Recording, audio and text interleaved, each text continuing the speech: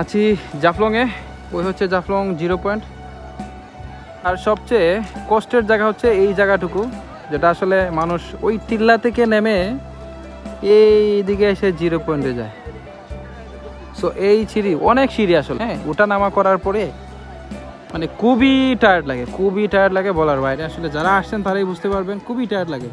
আর যারা এই কষ্ট থেকে সিঁড়ি উঠা নামা থেকে বাঁচতে চান, মানে এই সিঁড়িকে স্কিপ করে আপনারা 0 পয়েন্টে যেতে চান, তারা অবশ্যই এই বিজিপি ক্যাম্পের দিকে না আইসা আপনারা ওইদিকে মামার বাজার হয়ে বল্লাঘাট হয়ে এইদিকে রাস্তা এসে এইখানে পার্ক করে ঠিক এই রাস্তা ধরে এইদিকে আইসা 0 পয়েন্টে আপনারা যাইতে পারবেন।